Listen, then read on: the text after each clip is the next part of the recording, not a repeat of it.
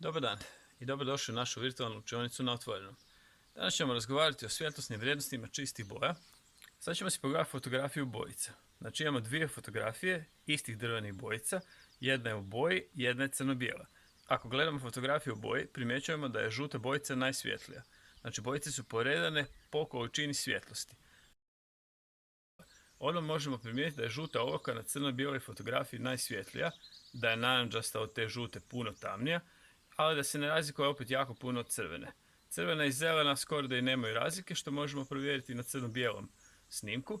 Poslije toga ide plava i ljubičasta.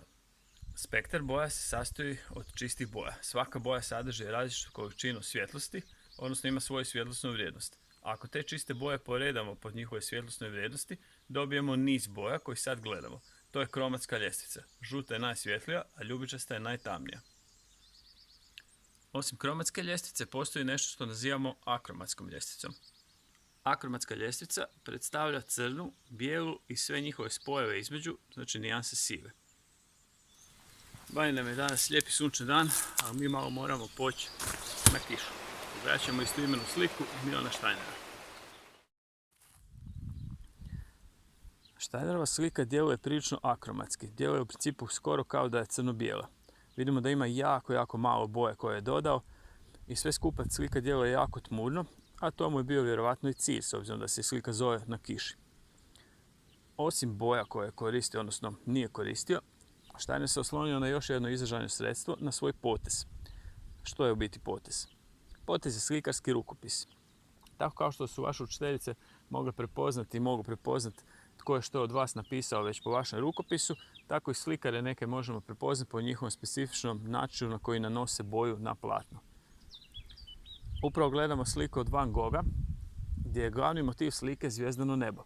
Sad si vi mislite, šta imam slika zvijezdano nebo, noć je, ništa se ne vidi. Gledamo koliko je Van Gogh unio života u to svoje zvijezdano nebo s bojama koje je odabrao i s potezima, znači načinom na koji je nanosio te boje na platno.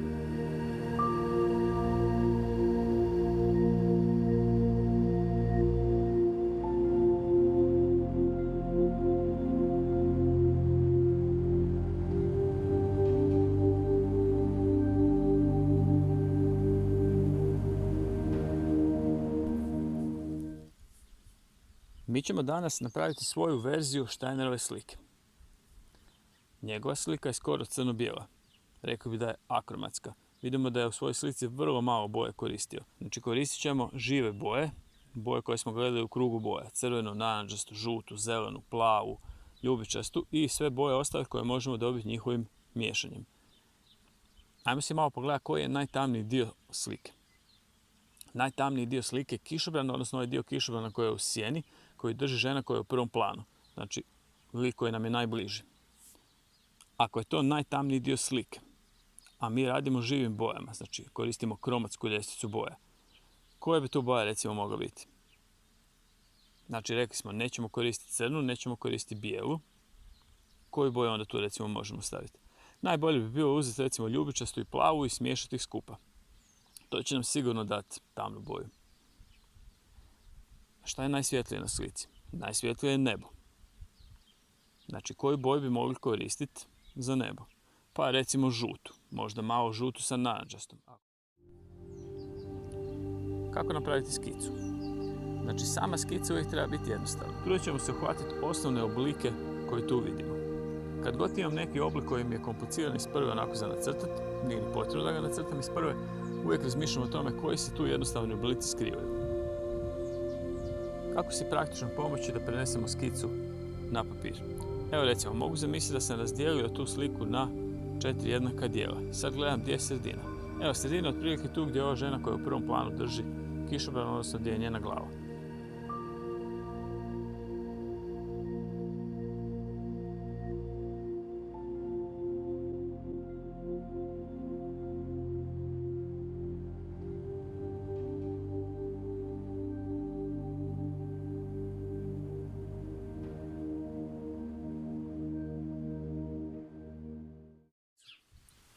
Znači, ovo nam je čisto dovoljno što se tiče detalja na samoj skici. Ni sama slika nije ne znam koliko detaljna.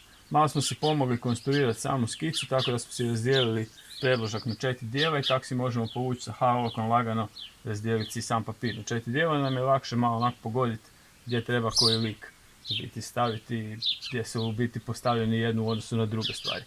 Šta mi radimo danas? Znači, naš zadatak je napraviti svoju verziju slike od Steinera, ali mi koristimo žive boje. Znači, mi nećemo koristiti bijelu, nećemo koristiti crnu, samim time nećemo imati ni sive i možemo zaboraviti ajde da se zbunjuje smeđu.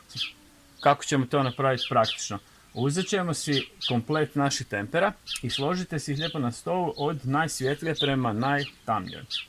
I te boje koristimo. Znači, najtamniji dio slike je tu ispod boja sjena u biti od kišobrana. S čim bi to mogli napraviti? To bi mogli napraviti sa miješanjem tamne, recimo plave i ljubičaste. Dobit ćemo nešto što je još malo tamnije od svake boje pojedinačne. Kako bi radili nebo? Vidimo da tu on ima neke poteze, znači nemojmo sad sve to obojati u žute ili žuto najsvjetlija boja. Miješajmo malo, ne znam, dodajemo malo narančaste, možda malo crvene i radimo te poteze na kosu koji se i kod njega vide. To će nam dati dojam kao da kiša pada. Evo, probajmo kad slikamo ne raditi kao da krećemo zid, onda da pokrijem čim veću površinu, čim brže. Znači probajmo malo izraziti se još s tim potezima, promotrimo si malo predložak koji imamo i bit će sve ok. Već znamo, opustimo se, budemo kreativni, sretno.